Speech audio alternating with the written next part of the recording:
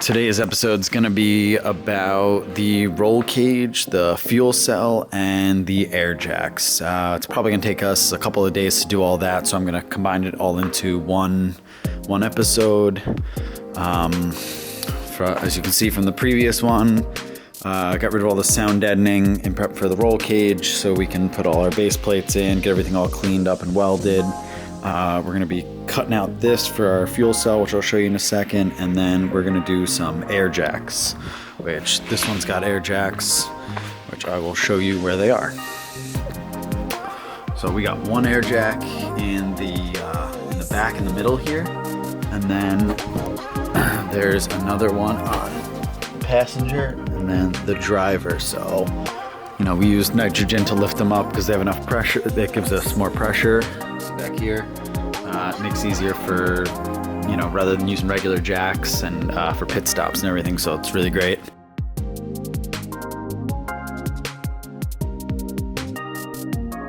So we actually have two fuel cells. One's for the white car that we're working on now, and then we're gonna put one in the black car that's already built. And this auxiliary tank's gonna go. We're gonna cut this one out. It might be a little bit harder since the cage is in here already, but this same exact roll cage is gonna be going into the white car that we're working on currently. So here we have one of the fuel cells that's gonna be going in the car. This is a ATL Racing fuel cell. Pretty sure it's a 17 gallon. The original tank was about 11, and then in the black car over here we had the auxiliary tank, which was 5. So be better to work with these now. Moves the weight lower in the car, and it's just one unit, simplifies everything. One of the things that we're going to have to do with this fuel cell is we're going to try and make the OEM sending unit and pump and everything work with this. So we have to make some sort of bracketry to work over here, but the reason we want to use that is because there's some electronics on here that all communicate with the computer and everything, and it just makes it way easier since a lot of these new cars have so many things linked together, and just keep it as OEM as possible. It's reliable.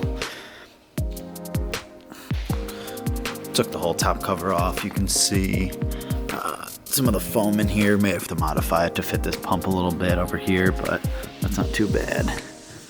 So the foam's in here for some of you that don't know, to prevent the fuel from just sloshing around side to side. So it just prevents that. Here's the OEM tank. Pretty similar in size, just different in shape, but that one's a lot bigger, surprisingly. It's got some interesting baffling inside. You can see if it's a little too dark, but this does a similar thing to the foam, which prevents the fluid from sloshing around and everything. All right, so in here we have the air jacks. These tubes are the same ones that we have mounted in the black car. They're gonna go in each corner right here, something like this. Obviously it's gonna be recessed down. Get the actual air jacks out.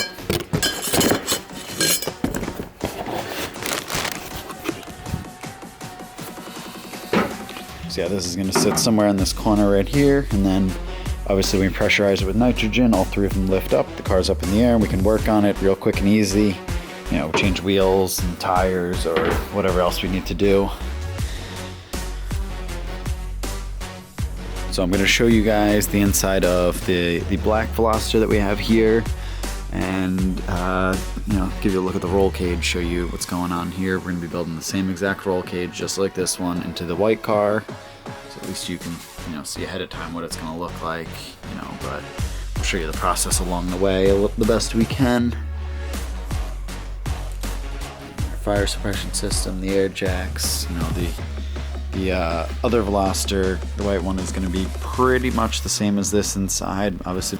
All right, so we got the hole cut out for the fuel cell in here.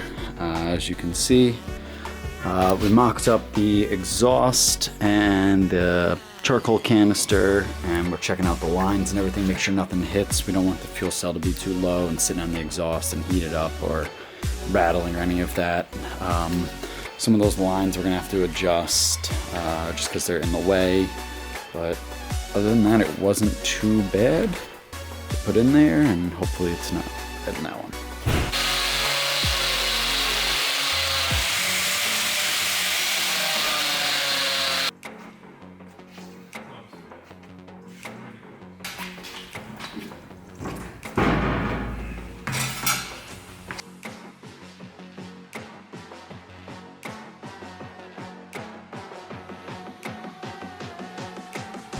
Alright guys, here's an update on the fuel cell install.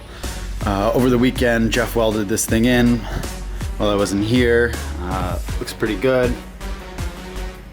It's definitely mounted in there nicely. All the clearances for the exhaust and all the charcoal canister and all that stuff's pretty good. He put in the rear air jack, and then he started to put the base plates in for the cage in the rear. And then now we're going to continue to do some of the rest of the cage when the tubing comes in. I'll show you underneath.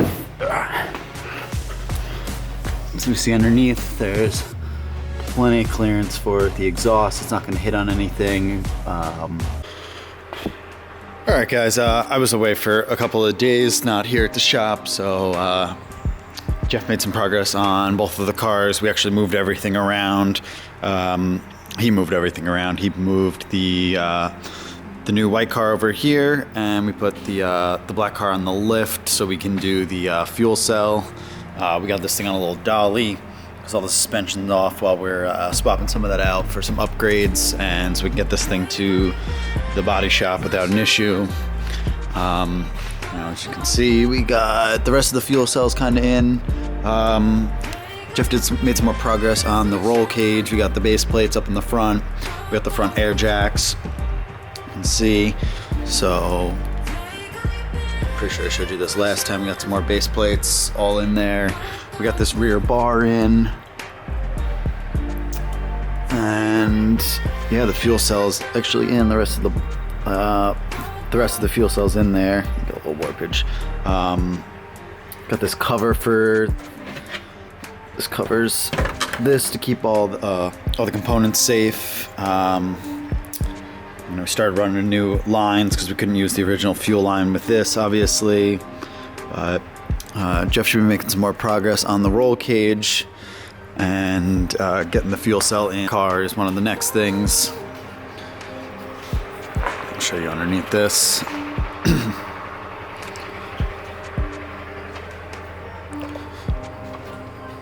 So yeah, I'm gonna have to do some grinding of some seam sealer down here, and then we're gonna cut this floor pan so we can do the fuel cell like the other one.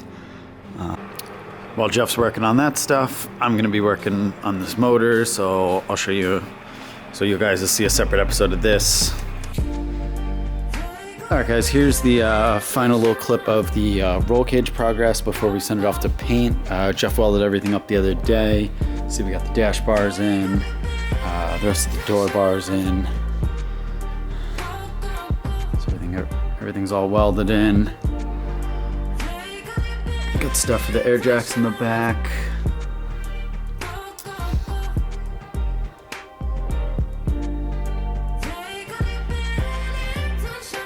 Hopefully when we see this back soon, this will be all white inside, and then we can start assembling everything on here.